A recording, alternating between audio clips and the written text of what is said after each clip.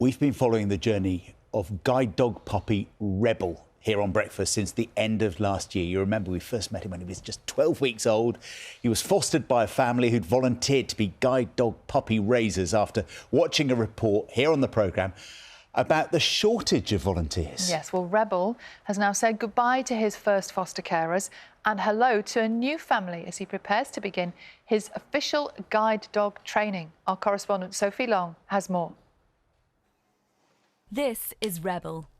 He's not new to your screens, but if you don't recognise him, it's because he's grown. They said all we know is he's 8 weeks and he's a black lab. We first met Rebel at 12 weeks old when he became a much-loved part of the Niblock family just over a year ago. Since then, they've been everywhere together. But their journey started here on BBC Breakfast. Sammy is more important to me, and you always will be, Sammy. When our friend and colleague Sean shared his last days with Sammy, it was immensely difficult for Sean. But the impact it had was huge.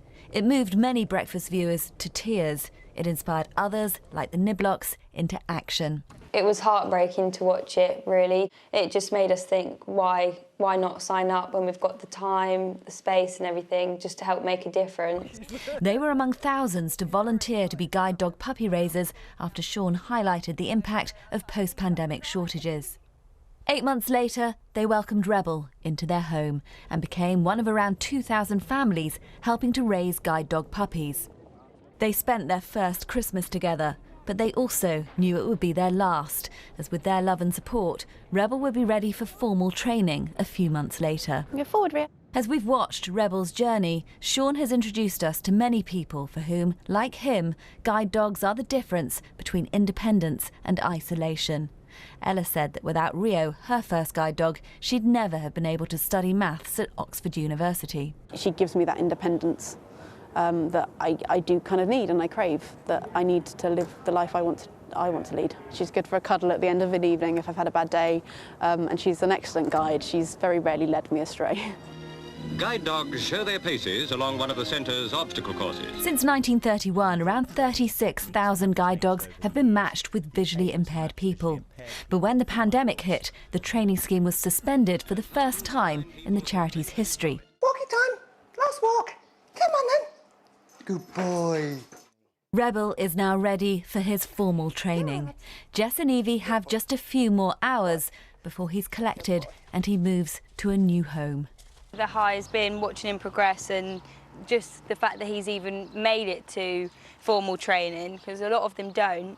And obviously watching him progress within his training. Lo's definitely been, well, these last few days of him saying goodbye and a few shoes and things like that we've lost on the way. Good boy. They knew it was coming, but parting was always going to be a bittersweet mixture of pride and pain. Definitely emotional, but I'm just really proud of him for even making it this far, and hopefully he'll go on and change someone's life. So That's what we keep holding on to, that as much as he's going to leave a big hole, he's going to really change someone else's life, and that's what we signed up to do. Rebel will now live with another foster family who will take him to and from training and look after him in the evenings and at weekends. Sophie Long, BBC News. So hard saying goodbye. Dear me. But the good news is Rebel has now arrived with his new foster family, Katie and Ross, who join us now. Good morning. Good morning. Hiya. How's it going? How's he settling in? He looks like he's having a bit of a snack or a treat there. He is. He's having a couple of his breakfast kibbles and also a bit of a frozen Kong to kind of keep him in place. But he's settling in so well. So we're really pleased. But it's hard working with animals on live TV, is what we've discovered. Well, let's see how the next couple of minutes go. To be honest, Rebel can do whatever he likes, so don't worry about that at all. I'm just interested to know, what made you decide to foster a guide dog? What was it? How did you first think about it and decide to do it? Yeah, so I think the reason that we decided to foster, I actually saw an ad for dog fosterers, and we decided that, you know, particularly given like day-to-day commitments, that this would be a brilliant opportunity to help somebody with sight loss, and also as well have the brilliant company of a lovely, lovely, well-behaved dog as well. So it's just so rewarding to be able to do something that makes such a difference to people, and I think that was a really key driver for us and why we decided to become fosterers in the end. And Ross, you'll have him for what, 6 months or so? So what do those 6 months look like?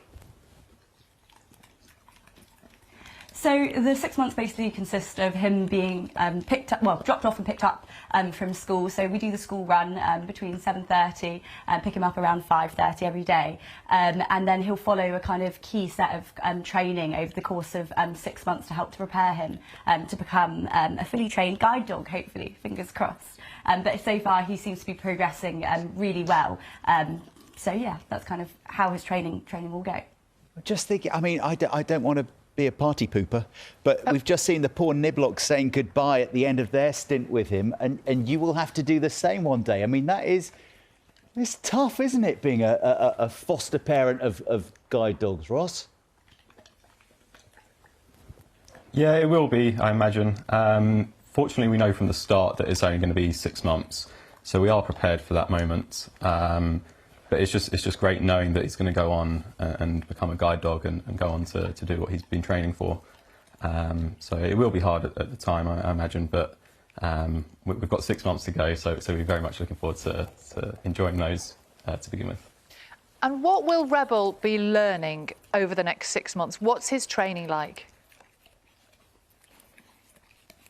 So basically his training sort of consists of being able to, for example, be able to walk on the lead nicely, being able to sit and wait for his dinner, so really basic kind of commands. Obviously it's still really early days in terms of where his training goes, but hopefully he should be able, at a later date, to be able to kind of help guide somebody, for example, if they need to go to the shop somewhere, but also as well to be able to do kind of normal dog-like things, you know, simply just being able to go to the park and run around and be a dog and come back when he's called are all kind of really basic but really important commands that he's kind of learning. So whilst, yes, he's training to be a guide dog, we're also making sure that he's able to sort of go about his day-to-day and be a normal dog as much as possible, sort of thing, as well.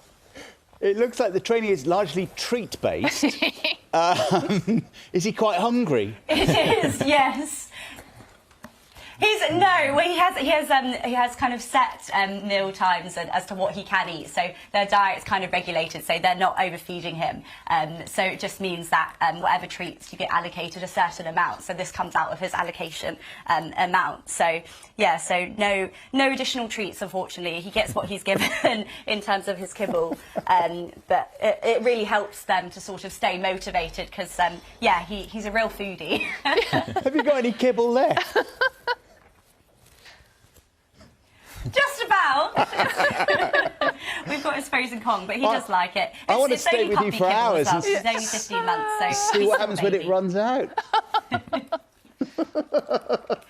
got a big tub, so hopefully it should be fine.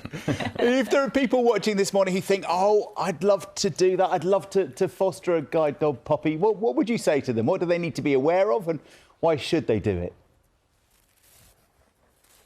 It's an amazing opportunity, particularly if you have work commitments. Then for us, it's great the fact that we'll have him in the evenings and at the weekends. It's something that we've looked at for a while, and it's exciting. We're glad that we're finally in a position to have Rebel, and we recommend anyone that's looking to potentially get a dog whilst also having the opportunity to do something good for someone in the future. Then just check out the website and see the volunteering page and see if you would like to do this as well. Katie, Ross, Rebel, thank you so much for joining us. I hope he doesn't eat you out of house and home over the next 6 months. Great to see you. Yeah. We'll catch up soon. Thank you. What a brilliant thing to do. Rebel does look like he needs quite a lot of kibble. Rebel looks like a bit of a rebel. A kibble rebel.